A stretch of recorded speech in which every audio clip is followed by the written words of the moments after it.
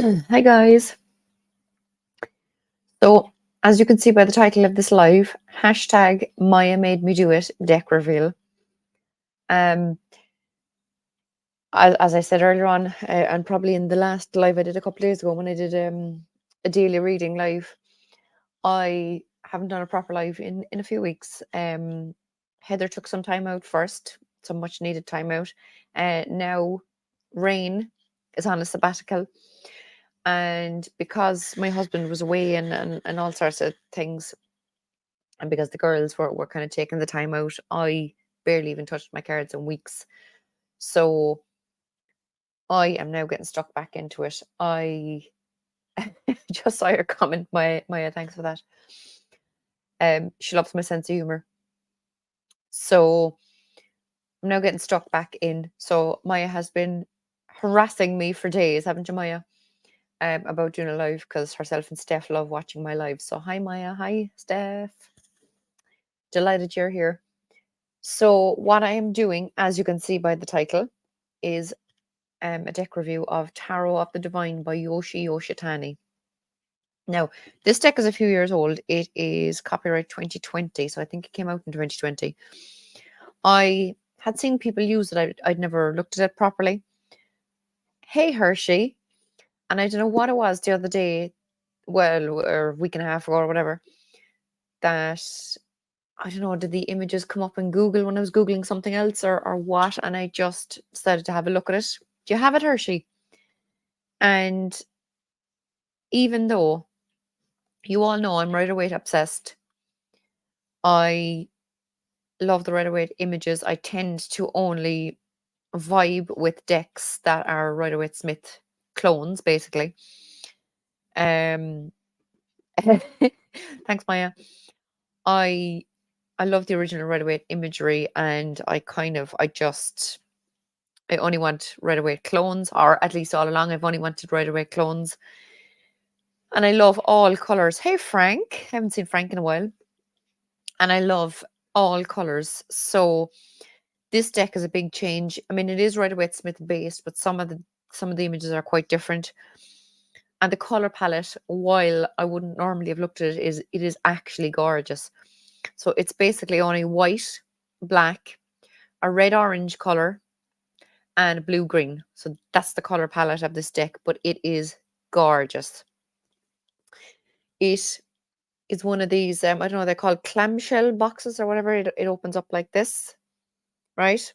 And there we have the little space for the cards and the pull-out ribbon. It is a linen, the cards are linen cardstock, and the box is a linen feel with the beautiful moon image on the front and the gold embossing, as you can see, which is absolutely gorgeous. And on the back, there is the image, 2 cards, but I'm not showing you because it'll spoil the fun. So that's the box. Beautiful little book comes with it.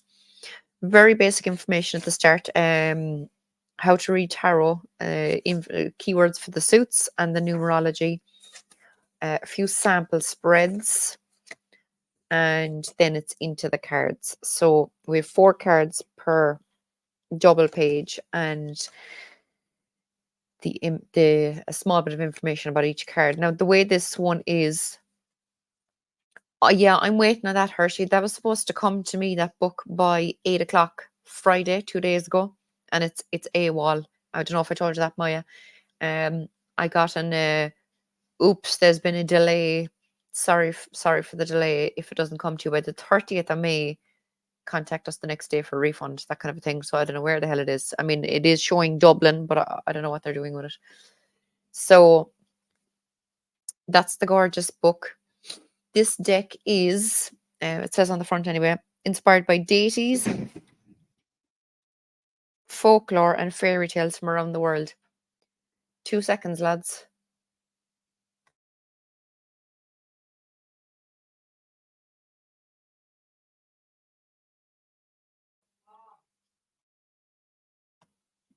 Sorry, lads, 2 seconds. I have to go check on my child.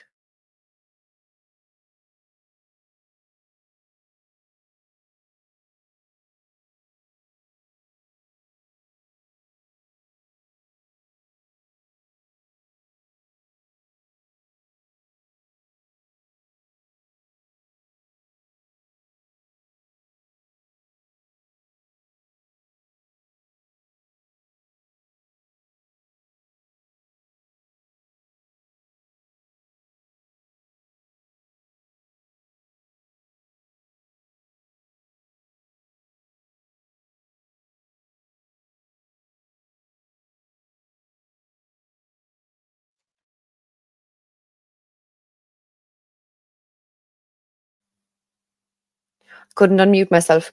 Right, my child is in the shower and broke something. Oh, good Lord. So, even though I told him I was doing a live, he decides to wait until about 3 minutes before the live to go into the shower.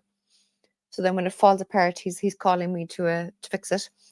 I'm contemplating getting the tower deck too. I can see another hashtag Jackie made me do it when she gets the deck. Yeah, so I am waiting on that book. It is stuck in Dublin for some reason. Are you going to reorder the book? I'm going to wait till the feckers send it down from Dublin to me, and then I'll see what happens. Well, I don't need to reorder it. Like, I know it's in Dublin. It's showing on the tracking, but I don't know why they're keeping it.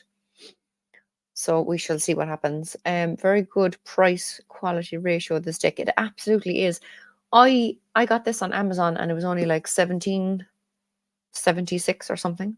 But like crazy reasonable. My the name of God. I have to show this. I was thinking about it too. Jackie hurts my wallet. Listen, can't be blaming me for everything. You're an hour away from me. I'm not twisting your arm and forcing you to buy stuff. I'm just showing decks and you're going off and buying them. That's totally on you, girl. How's the weather in Ireland, guys? Oh, sweet Jesus, Frank. It's all over the shop. It's kind of every second day. 2 days ago it was roasting hot. Yesterday there was torrential rain most of the day. Today the sun is shining again and it's quite warm. It's totally schizophrenic. So that's the weather. Now what I want to do is mine was a birthday gift from a few years back, but I can't live without it. Oh, I love that. It is really gorgeous. I'm loving it. And like that, because I said I'm obsessed with Rider-Waite-Smith imagery, and some of these are quite different. Like I wouldn't have bought this a few years ago, whereas now I'm kind of more open to different imagery. Hey, Fatima.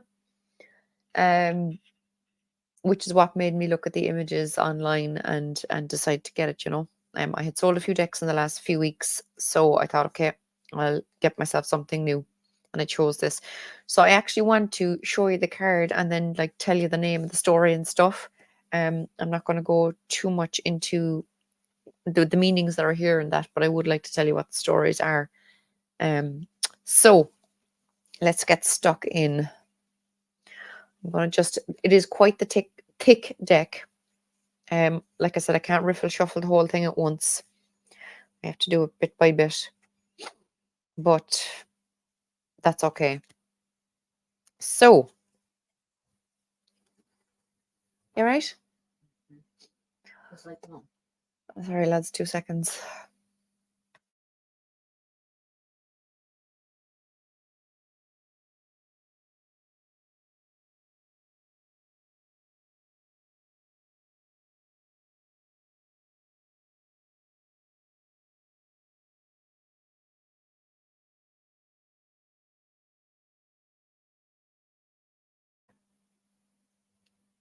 Boys, I swear to God. Right.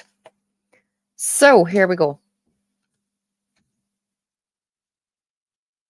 Okay. I think he's gone. So, here we have the Fool. And this is the Little Mermaid, Denmark, a Danish fairy tale. Okay. So, even though we're missing, obviously, Rider-Waite-Smith symbolism and stuff, you can still see this mermaid is on the rock. She's looking off into the horizon at the castle on top of the mountain. So you can totally get the meaning of the Fool card from this image. It's a really beautiful image. There's lovely little fishies jumping out of the water there next to her. I know fishies isn't a word, but there you go. So that's the Fool. Then we have the Magician. Gorgeous image here. Trying to get the right angle so that there we go, so that you can see the colors properly. They're very vibrant colors. This is Fairy Godmother, French fairy tale. So you can see she's holding up her wand and then her other hand is down. So you have the as above, so below. It's a great clone, RWS, in my opinion. Yeah, it actually is. I mean, from reading the little snippets in this book, I'm seeing how the ones who aren't, the cards that aren't exact clones, I'm seeing how the new images are still in line with the original RWS meanings, if you get my drift, you know. So here we totally have, I mean, the fairy god, oh, actually, look, there she has her pumpkins and mice ready to transform them, you know. So you can see the magic happening here, okay? So beautiful magician card. This is to die for, the High Priestess. How stunning is that, High Priestess? This is, I'm not even going to try and pronounce the word. It's Turkey, and it's an Arabic folk tale. So I'm just going to read one bit of the sentence. She asks the listener to focus on what their subconscious tells them, encouraging them to form their own conclusions. They seem to follow the prompts. Yeah, they really do. So couldn't tell you what her name is. It's an Arabic folktale. What a gorgeous and perfect image for the High Priestess. It really is. Really is. I just love that. So the Empress. The Empress is Our Lady of Guadalupe, which is Mexico, and she's a Catholic saint. So it totally does give Empress vibes, because she was someone who, you know, nurtured and cared for people, as a Catholic saint. So there you go. Then we have the Emperor, which is really cool. Oh, I never turned the page. This is King Arthur, Britain, and it's a Celtic legend. So the legend of King Arthur as the Emperor. How perfect. The Hierophant is a buffalo woman of North Dakota, Lakota deity. So she's beautiful. I agree. All images are interesting and legends are associated properly. So it gives correct energies for each tarot card. Absolutely. That's the info I took out after watching way too many reviews. I know, right? So this is a Lakota deity, and everyone's favorite post and future king. Yeah, absolutely. So this white buffalo woman, I think, is perfect for. I'm trying to get the book and read the proper story about her, you know, because it says very little here, obviously, but she is someone who kind of shares rules, rites, and rituals to follow as a community, you know. So it's real Hierophant messages. The next one is beautiful. This is the one that actually makes me like the Lovers card, and it's Beauty and the Beast. Now, I'm not sure here about this. Hershey, you might know, and I'll know from the big book anyway when I get it, but it says China and then it says Danish fairy tale. So I'm not quite sure why it says China and Danish. But anyway. So so this is Beauty and the Beast. You know, the Lovers is all about love, obviously, and she fell in love with the Beast despite the fact that he was a different species. And their love transcended all, so much so that it broke the spell on him and he became a human again, which, I mean, she didn't know he was a human originally, you know. So it just goes to show the choices of the Lovers card as well. You know, she knew he was a beast. I believe it's Chinese art. Oh, okay. I see. I see. That would make sense. So yeah, she knew he was a beast, and she made the choice to love him anyway. You know, or to keep on loving him, I should say. So then we have the Chariot. Now, again, I don't have the big book, so I'm not 100% because it says the three princesses of Whiteland, and this is a prince. So I'm not sure where the three princesses comes into it, but I'll figure that out from the story. It's Norwegian fairy tale, but totally chariot vibes from that beautiful image there. Okay, then we have Strength. I would have thought it was Merida from that kids movie, you know, but it's Tam Lin. It is still Scottish, Scottish fairy tale. So very much in line with the strength image, or strength meaning as well. Beautiful image. This is like the body of a lion, but it's like a crocodile. You're going to laugh at the fairy tale for that one. Oh God, okay. Looking forward to getting the book, I have to say. This hermit, gorgeous, Druid and the White Stag, which is Ireland, and it's a Celtic legend. I am going to read it because it's Ireland. It's the only Ireland one. The hermit represents solitude and leaving responsibilities behind to focus inward. In the Celtic myth, the elusive white stag encourages people to drop everything and pursue spirituality. What a stunning image. And in an animal deck I have, animal oracle deck I have, it says stag spirit is about following the lead. So this hermit is after making the choice to follow this white stag and see where it leads him or her, you know. I think it's a gorgeous, gorgeous hermit card. Yeah. I can see why it's your favorite. Hershey's beautiful. So then we have the Wheel of Fortune, which is Anansi, Ghana, and an Akan mythology, maybe. I think this is really cool because it's there's a spider web, and this person has 4 legs and 4 arms, which equates to 8. No light. Are you okay with that? How do you mean? For what? Oh, as in the hermit. Yeah, no, I am, because the light comes from the white stag. That's the way I'd see that anyway. Which one? This one? Maya. Is it the the hermit? Yeah, I think there's enough light from that stag, you know. And plus there's light there on the horizon in the background as well, you know. Yeah, I like it. Maya, is it this one you want me to read? So it says the Wheel of Fortune is endlessly turning, spun by a trickster god. This is the trickster god, this guy, Anansi. What was once luck is now misfortune. What was hopeless is now joyous. These acts may seem random, but all fates are part of an interconnected web of repercussions. I love it. And then the upright are the keywords fortune and unexpected windfall, karma, destiny cycles. I think that's beautiful. Yeah. So I hope that makes sense, Maya.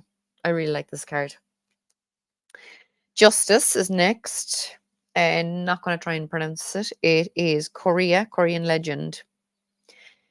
Instead of the scales, we have the yin yang symbol here, which I think is really nice. So we still have that balance there, you know. So it is a beautiful, beautiful image, I think. So that's Justice. Turn the page. Then we're on to the Hanged Man. This is gorgeous. So we have Sleeping Beauty, which is Italian fairy tale. So this is just obviously an image of her in her glass coffin thingy. In the middle of her sleep. Marcus Katz, in one of his books, refers to the Hanged Man. I've said this numerous times, you've probably heard me anyway, but it refers to the Hanged Man as a stop card. So the Sleeping Beauty, I think, is a perfect image for this because in her sleeping state, she is not moving forward anyway, you know. She is, I suppose, in her sleep, kind of going over her life and coming to conclusions about the past and maybe figuring out where she's going. So it's about that time out, you know, that standstill, which I like. I think that's perfect for that. The Death card is the White Bear King Valamon, Norwegian fairy tale. I'm just going to read this because death is my favorite card. Death is a huge upheaval, potentially representing the death of one way of life and the start of a new one. Life changes irrevocably, and there is no way to go back. The change is necessary. The death of childhood is important in order to grow up. Metamorphosis, evolution, loss, transition, and change. Now, again, there's not some of the descriptions in this book have a bit about the story, some don't. So I don't know what this story is. So I'm looking forward again to get the book and read the story and see where it goes. But yeah, I think it is a beautiful image. So I'm not unhappy with that. Temperance is really cool looking. So again, we have a deity with 8 arms. Not a hope. I'm going to try and pronounce this because it's about 20 letters for each word. But it's India and it's a Buddhist something or other. Temperance is about balance and meditation. It is being mutable, recognizing when to change with the times and when to change the situation itself. This, whatever it is, identifies identities. Its identities are fluid, but their goodwill remains constant.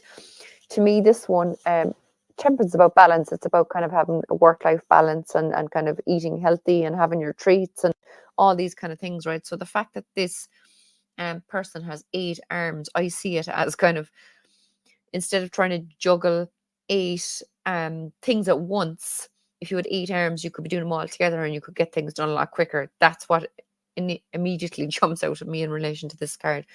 So yeah, I am dying, Hershey, to read this fairy tale. Because it's a beautiful image and I can totally see it as temperance. I'm after putting down the book and missing my page. The devil, there we go. So the devil, don't know how to pronounce it. It's a Brazilian mythology. The devil gives into the ego, lusting for unnecessary or harmful things, unwilling to leave negative situations. It is a dragon sitting upon a pile of gold it does not need. Interesting. A person setting a forest on fire for their own gain. What I see here too is there's a lot of bodies. These are bodies down here. There's arms up in the air and whatnot there. So very interesting image. You can totally see it as the devil. But again, dying to read the full story for that, you know. Then we have this beauty for the tower, which is Rapunzel. You can see her big long plait there hanging down, which is Germany. It's a German fairy tale. So I don't need to go into, you know, Rapunzel anyway, so I don't need to go into that. But it's an absolutely gorgeous image, I think, for the tower. Next we have the star. This is the most beautiful star image. How divine is that?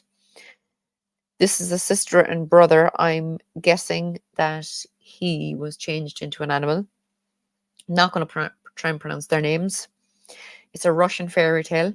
Everyone knows her. Yeah, exactly. The star is a symbol of hope after a disaster, the need to remain positive after misfortune, to remember that things can get better. It is it says nothing about the story. It is staying calm and open to future possibilities, seeing your situation with open eyes, mind and heart. So I think this is so, so gorgeous. You have the toes in the water. She's there holding her brother, I'm assuming, who has been turned into what looks like a little lamb. And she's gazing up at the gorgeous stars in that beautiful sky and all those lovely trees. And oh, it's just divine. I love this. So then we have the moon, which is the image from the book, the image that everyone knows, or the book and box. Princess Kaguya, whatever. It's a Japanese fairy tale. It doesn't. Oh, it does say something about it. The moon is the subconscious and all its illusions, potential pitfalls, and the possibility of self-deception. Here, 2 tanukis, cover card, yeah. Shape-shifting raccoon-like animals. Oh, okay. They're raccoons, so there's one at each side. Shape-shifting raccoon-like animals. Each stare at a different moon, though it is not clear which is the real one. Cool. What a beautiful image. And you can see that light from that moon. It's so gorgeous. Next, oh, I love this. Christine, hey. I love Egyptian stuff. So look at this beautiful sun god Ra. I love it. Yeah. True, Hershey. I'd love to stand on that bridge too. Such a beautiful image. So this is the sun god Ra from the Egyptian deity. So beautiful, beautiful image for the sun card. I'd actually love, I'm going to message her and ask her just on the off chance, because there's only 2 cards in the deck that are Egyptians. And I'd love if she would do, I think it would be perfect for her. I know there's Egyptian decks out there, okay? But I've never seen that I'm really obsessed with. But I can totally see Yoshi doing a full Egyptian deck. It would just be so beautiful. Yeah. I'd love a full Egyptian deck by Yoshi on this beautiful cardstock, you know, and these colors. So next we have the Judgment card, which is Sun Wukong, the Monkey King, China. It's a Chinese mythology story. So I'm dying to get the book and read all about this guy. What a beautiful judgment card. And our world card is Hinamoa and Tutaneke, New Zealand Maori legend. So what a beautiful, beautiful image. Do you have the book too? I am waiting on the book, Frank. It came to Dublin days ago and they're still holding on to it for some reason. I was supposed to have it by Friday evening. And I don't know what's the delay. I don't know if they've sent it back to whoever sent it to me or what. I don't know what's going on. I ordered it through Amazon. It did get to Dublin. I watched the series on Netflix, The Monkey King, very recently. Oh, really? I want to check that out. So, yeah, I don't know what's going on with it. It's vanished. Oh, I just realized I put the cards in a different order in the book. Sorry, 2 minutes now. I'm going to have to change these up a bit because they're not in the order that the book is in. I always put them in the order that I like to read them, and I think they're next. Pentacles. And then I believe they have, yeah, swords. Okay, there we go. So I put them in the right order. Right, here we go. So next we have the Ace of Cups, which is Matsuo's Saki. It's a Japanese mythology story, which I think is a perfect image for the Ace of Cups. The next one, Two of Cups, a gorgeous image. This is Enkidu and Gilgamesh. It's Iraq and it's a Sumerian mythology. And I'm going to tell you what this is about because there's a little bit about the story. The Two of Cups is an ideal relationship that still faces difficulties. Gilgamesh was a tyrant until Enkidu was created for him to be his equal in every way. Though their initial meeting was rocky, they came to love each other very much as opposites who complete each other. So that's a beautiful story for the Two of Cups. Okay. Then we have the Three of Cups. Again, stunning image. Aspara, Cambodia Hindu mythology image. So that is perfect. Three of Cups. The Four of Cups. The Nightingale, Denmark, Danish folktale. The Four of Cups represents romanticizing bad choices while ignoring the good alternatives before you. It is coveting what is superficially better, neglecting a plain nightingale who can actually sing away death. So there's the little nightingale in the window sitting on the fourth cup. What a gorgeous image for the Four of Cups. I love these lads. This Five of Cups story is Maya said to me in a message the other day about how tragic some of the stories are. And until I read the little blurb in this book, I was like, sweet Jesus, what a story. Not sure how to pronounce it, so I'm not even going to try. But it's Mexico.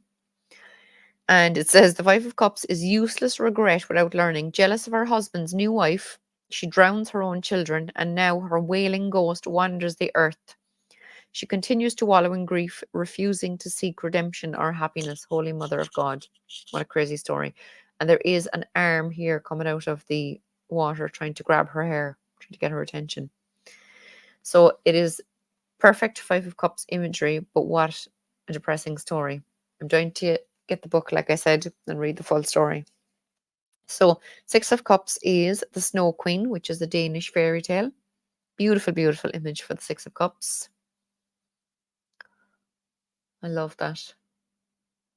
How pretty. The Seven of Cups is, and I love this because I love Aladdin. So here it is, Aladdin, Persia Arabic folk tale. Seven of Cups shows Aladdin standing before a myriad of fantastical dreams. It is impossible for him to pursue them all, and it is important he makes his decision wisely and quickly. 10 of Swords and 3 of Wands, very hardcore legends. Also the one with Baba Yaga. Yeah, I know. Jesus, you've been doing a lot of research on this deck, huh? So 8 of Cups is gorgeous, gorgeous, gorgeous. I love this. I love so it's Moses, right? And it's like he's parting the sea there, and there's two pillars on either side, which I think are perfect. They're not normally in the Eight of Cups, but they're beautiful. So this is Moses, Egypt, Hebrew legend. The Eight of Cups represents leaving good things behind in the pursuit of higher ideals. Moses was, I don't remember learning this in religion, but Moses was raised as a prince of Egypt, but realized he needed to sacrifice his royal life and wealth to pursue a spiritual and ascetic one. I love that. Love it. So, Nine of Cups. And not going to try and pronounce the names of these two. It's Iran, an Arabic folktale. The Nine of Cups represents a happy ending achieved in unexpected ways. The prince fell in love with the princess, but she refused men. He used trickery, disguising himself as a woman in order to win her heart. This beautiful issue. The only I have a beautiful image. The only issue I have with it is that the Nine of Cups is supposed to be like a solitary person, and then the 10 is the happy families. Do you know? But I'm sure maybe on reading the full story, I'll understand this kind of image for the Nine of Cups better, you know. But it is gorgeous, gorgeous image. So the 10 of Cups is Persia, an Arabic folktale. I won't read it because I'll be here forever if I read all of them, but it's perfect 10 of Cups imagery.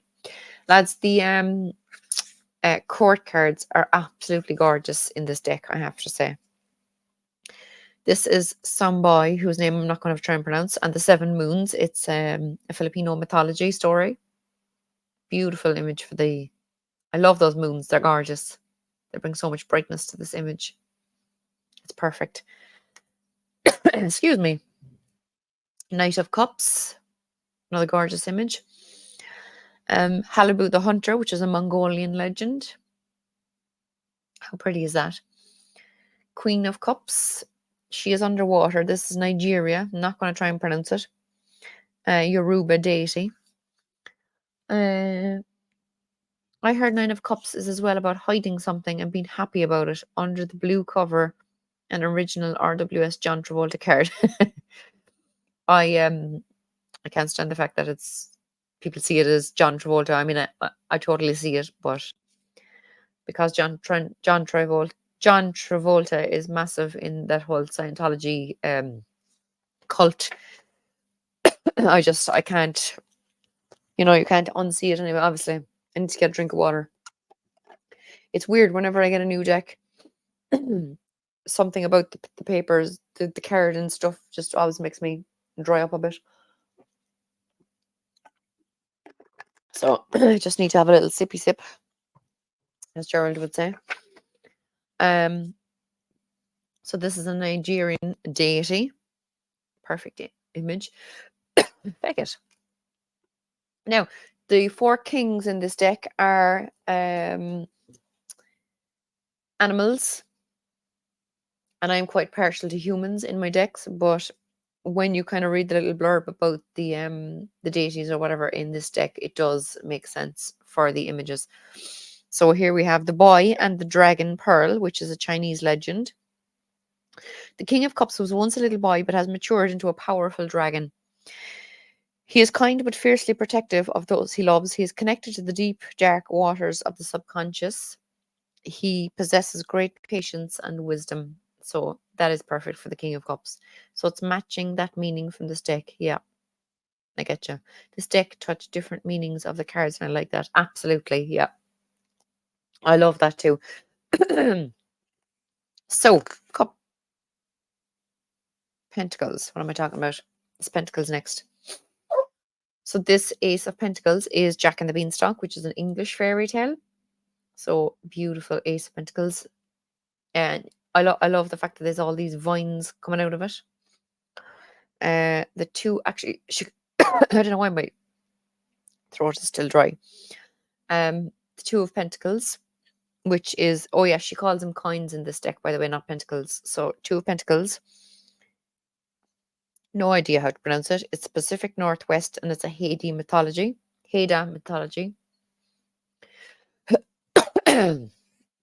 Mother of God, that's driving me nuts.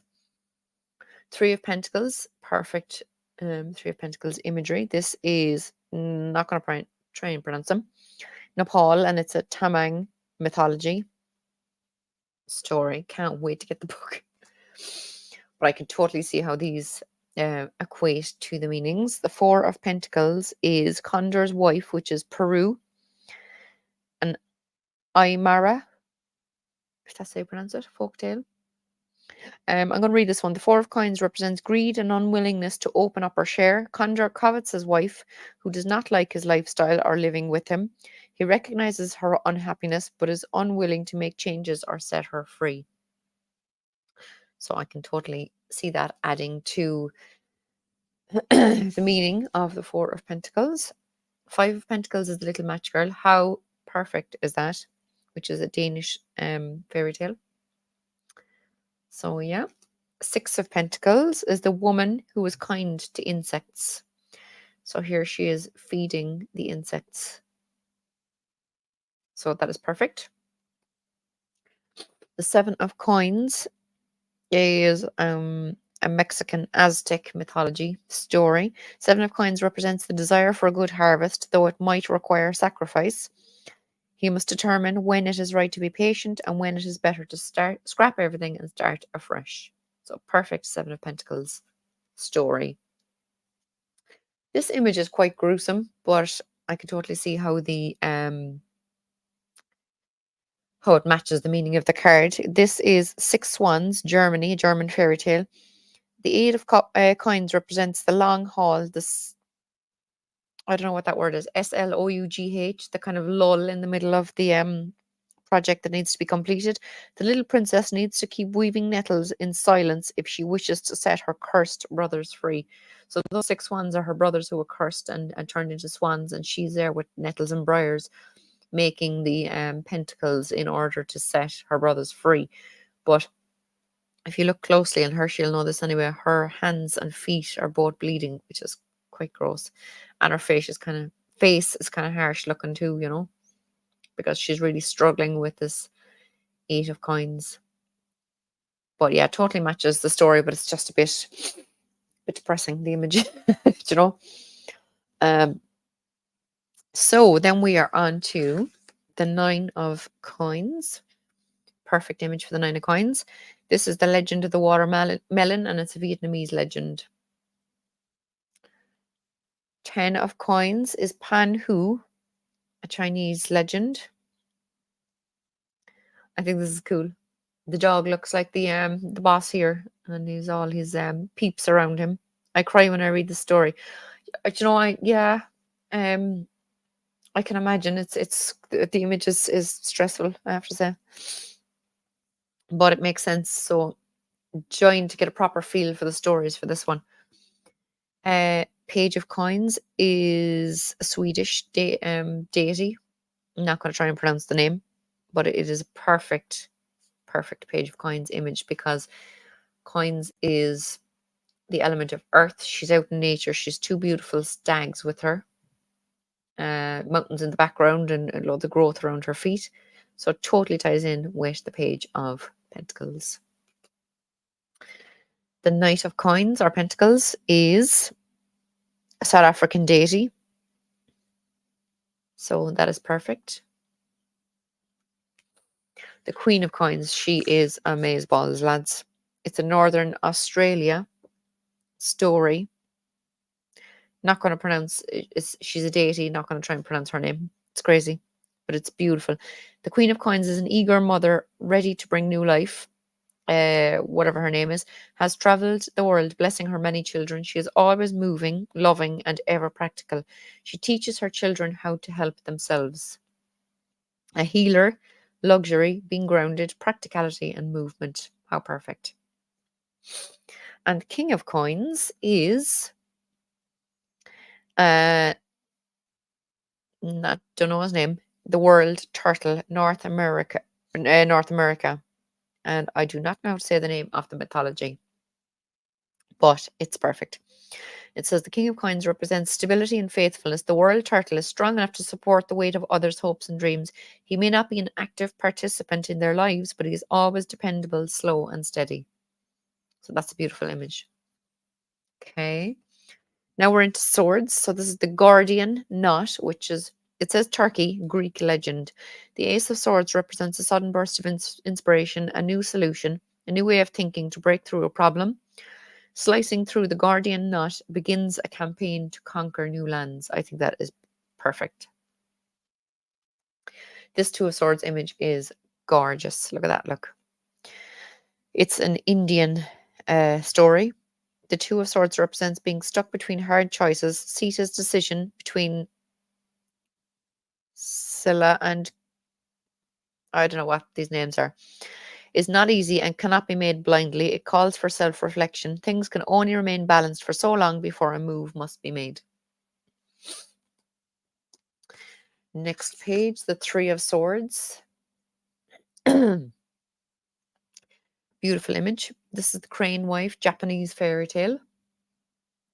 Dying to read the story for this. It's a beautiful image. The Four of Swords, this is a bit distressing too, but I can see how it makes sense. Fenrir, which is Norway, Norse mythology. The Four of Swords signals a pause in battle. The Norse gods know that the wolf Fenrir will bring about the end of the world, so they have him bound and chained. While he still represents a threat, for now there is respite.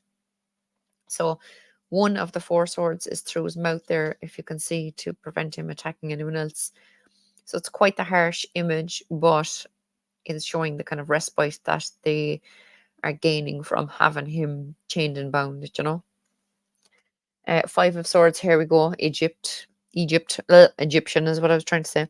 So this is Osiris, Set, and Isis. The Five of Swords represents a fight won through deceit. Set overthrows his brother Osiris and is seen gloating over his brother's inconsolable wife Isis, while Set represents a tyrant of a victor. Isis is a defeated combatant who will eventually bring about Set's defeat. So that is a perfect image for Five of Swords. I love it. I'd love to see a whole deck. Yoshi, if you watch this, I'd love to see a whole deck of Egyptian mythology. Then we are on to Greek mythology, this beautiful Six of Swords.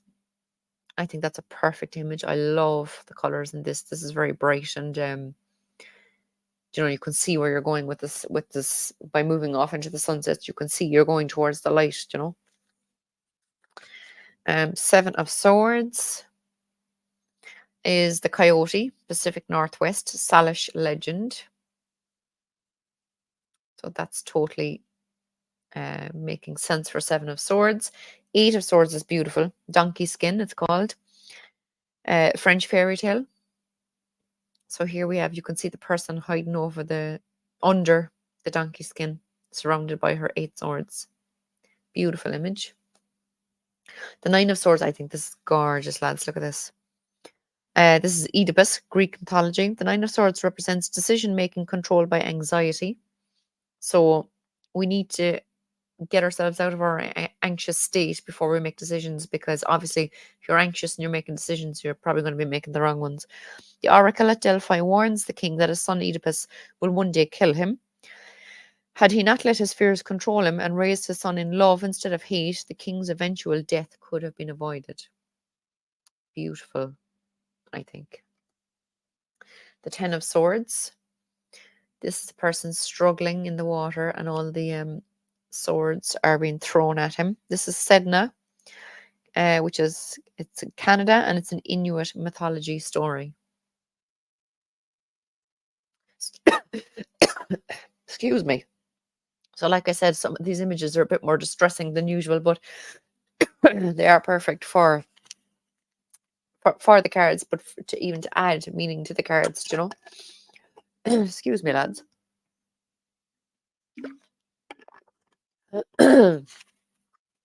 Right. Sip, sip, as Gerald would say. I have to to go on to the next page. So always happens when I get a new deck, lads. Whatever it is about the, I don't know, is it just coming off the edges of the cards or what, but you always get all dry. Look at this. I like these core cards, are just amazing. This is Princess Parazade from Anatolia, an Arabic folk tale. This is just beautiful. The Knight of Swords is charging ahead here, lads. I think this is stunning. Hang Tuah, which is a Malaysian legend. I love the colours. Who loves the colours? I love the colours. Queen of Swords is Tarandot, which is it's Chinese, an Arabic folk tale. Perfect Queen of Swords.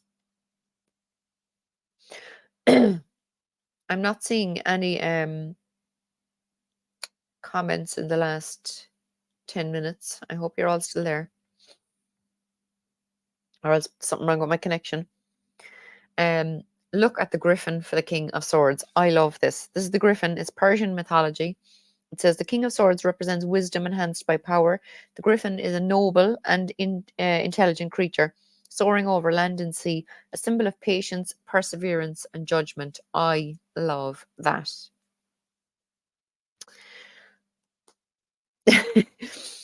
Good stuff, lads. I'm glad you're still here. Right, we are into the final set of cards. So we have the Ace of Wands, which is a story called The Magic Paintbrush, which is Chinese folk tale. How perfect is that? The Ace of Swords, or Wands even, it's the element of fire, it's creativity. So what better for the Ace of Wands than a paintbrush where you're going to be painting your own story, creating your own future. I love it. This Two of Wands, I was looking, I was going, oh, what's this weird image? But when I read a little bit in the book, it totally makes sense. I'm going to read it. This is Janus, Italy, Roman mythology. The Two of Wands represents travel and commerce. Janus, the god of doorways and transition, is able to look to the past and the future in order to make effective decisions. Hey, Tom. Delighted to have you here. He's always in motion, connecting dreams with actual possibilities. So he has a wand in one hand and he has that key. Because he's the god of doorways and transition, he has that key to open up the next doorway for him to move forward. So I think this is actually a perfect image for the Two of Wands. Three of Wands, the Enchanted Pig, which is a Romanian fairy tale. This, I believe, is an app. I know there's no pig in the image. I don't think.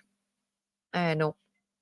So dying to read that story and figure out what it's all about. But it says the Three of Wands represents hard work and travel.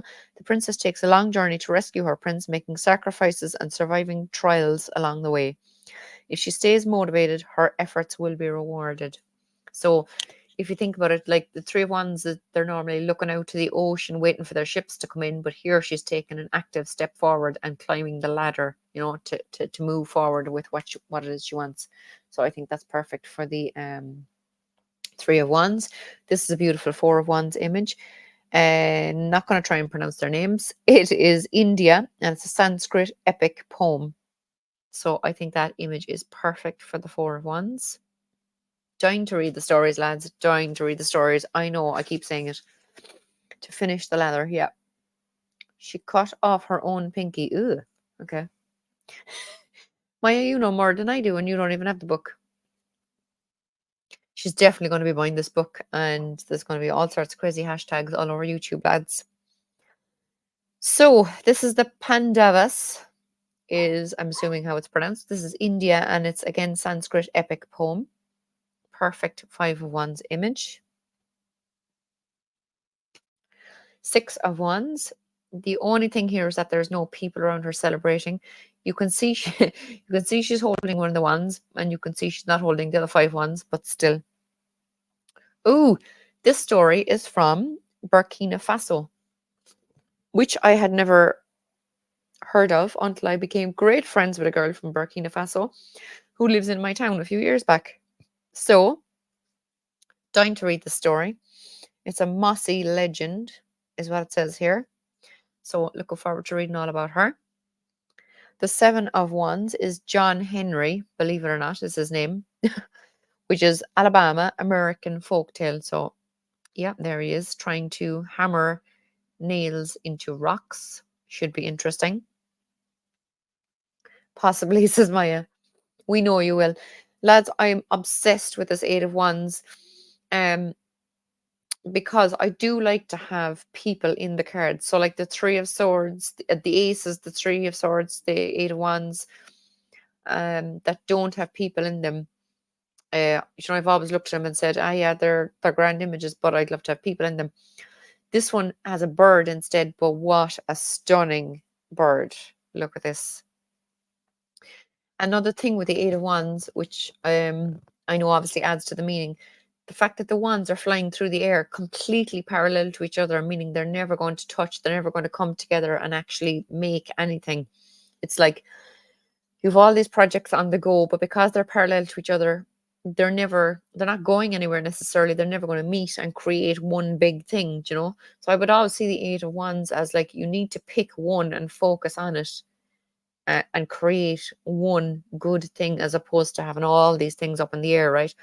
But here, this stunning bird is after grabbing hold of one, and he or she is tearing ahead with it, and there's flames coming off it, which I think is just perfect for the Eight of Wands. So it is Rainbow Crow, and it's North America, and it's, I don't know how you pronounce this, Lenape, Lenape, legend. And then in brackets it says disputed. So obviously there's fights over who owns this legend. But it says the Eight of Wands represents quick, decisive actions. The rainbow crow flies quickly to deliver warmth to the cold earth below, singeing singeing? I think it's singeing his wings in the process. His sacrifice and swift journey are fruitful. So I think this is a beautiful, beautiful Eight of Wands image. I am obsessed with this. I just love the rainbow colors on I love the corvids anyway. I'm obsessed with the birds. So I think that's perfect. Nine of Wands. This is a freaky image, but it's cool. I love it. This is Yasilasa the Beautiful. It's a Russian fairy tale. And the Nine of Wands represents weathering the battle. Sent by her, this is the one Maya was on it, sent by her wicked stepmother to the door of the witch Baba Yaga, Vasilisa the Beautiful stays resilient. She endures Baba Yaga's impossible trials. She is wary and cautious, but also hopeful. So I think that is perfect for the Nine of Wands. Love it. 10 of Wands. Now, again, we have the thing here with not having humans in it. I've seen images like this in the past in different decks and they did nothing for me, but this one, oh, I actually love it. It is beautiful. 10 of Wands. Timbo tree, which is Paraguay. The 10 of Wands represents taking on too much and refusing to accept help. When Segua's, hope I'm not butchering that, daughter went missing, he searched alone in vain. A timbo tree grew from his ear when he died, bearing fruits he laboured for but was unable to enjoy. So this is about, the only way I can say it is working like a slave, carrying all these wands all the time, doing everything yourself, working too hard, not having that work-life balance. It's all about work, and not enjoying what you're creating. So make sure you enjoy what you're creating while you're alive, so that when you die, a timbo tree doesn't grow up through your head with all this beautiful foliage and whatnot on it, bearing fruits that you labored for while you were alive but didn't get to enjoy. So I think this is a beautiful 10 of Wands. I actually really like this. This deck is really kind of getting me out of my comfort zone when it comes to RWS imagery alone, that I've always been obsessed with. Page of Wands, last 4 cards. I'm not going to try and pronounce the mythology name, but it is the Republic of Congo this story is from. And it's just beautiful. You can see that fire and that passion that this child has to go out and make life what she wants it to be, The Knight of Wands is Tatterhood, which is a Norwegian fairy tale. Yes, it's a hardcore deck and does not even look like it. Yeah. Yeah. Your growth looks great. Looks like a nice cozy tarot deck. I love it. I love it, lads. So beautiful knight. This queen is perfect. Perfect. I'm nearly up in the 1 hour, so that's perfect timing too. This is Pele, which is a Hawaiian deity. The Queen of Wands represents a fiery force. The volcano goddess Pele's rages can be destructive, but her blessings are just as powerful. She is the creativity of dance and, oh my God, she is the creativity of dance, the nourishment of rich soil, and the chaotic force of an explosion. Optimism, independence, confidence, passion, verve. What a perfect Queen of Wands. And last but not least, the King of Wands is the Phoenix, East Asian mythology. The King of Wands is a symbol of strength. The legend of the Phoenix spans many cultures, but in all of them, the Firebird represents nobility, rebirth, strength, and loyalty. How amazing is this deck? So that's it. I hope ye enjoyed it. I know Hershey has it. Delighted to hear that. Maya, I know, is going to be buying it by the end of the day. Let me know, the rest of you, what you think. I'm just going to give it a quick shuffle and pull a card and see what we come up with. I do have to riffle shuffle it half at a time because the deck is so thick, but that's okay. I don't mind. Like I was saying earlier on, lads, or this morning in my quick live when I did a reading, in what is it now? It's 1 o'clock. So in 2.5 hours time, it's not live. I'm going to be doing a recording with him on his channel, Benny, of The Fool's Apprentice. He asked for volunteers, people to come forward and volunteer their services to do a recording for 1 card each. And he's going to be editing them and whatnot and then posting them one a week. So it is going to go on for a while. Oh, you have it. Oh, good, Frank. I'm delighted to hear that. So I'm going to be recording a video with Benny. I'm not going to say which card. It is one of my least favorite cards, I have to say. He wanted it to be doing our favorite cards, but I can't imagine how he worked out picking someone for 78 cards. So I ended up with my least favorite card, but that is actually he kept saying, "Are you sure you want to do a different one?" But I said, "Look, it's absolutely fine. It means I'll have to do a bit of study and I might grow to love the card." You know. I did feel there was a reason for it. So I am going ahead and doing it with him. I still struggle riffle shuffle and I've had it for years. Yeah, I can riffle shuffle it half at a time, which is grand. But my teeny tiny hands cannot riffle shuffle the whole deck. I'm completely obsessed with the linen cardstock. Completely obsessed with the backs. I do think the backs are just as important as the images on the cards. And yeah, they're just beautiful, beautiful, beautiful. So I have a minute and a half left. What do we need to know from this beautiful deck, Tower of the Divine by Yoshi Yoshitani? Are you thinking of getting the deck, Frank? Let me know. So the card I've pulled is, now I think I read it already, but I'm going to read it again anyway. So pull the 9 of Wands for us, lads, from this deck. The 9 of Wands represents weathering the battle, sent by her wicked stepmother to the door of the witch Baba Yaga. Vasilisa, the beautiful, stays resilient. She endures Baba Yaga's impossible trials. She is wary and cautious, but also hopeful. This is about, at all stages, wherever you're going, whatever you're doing, just being aware of those around you.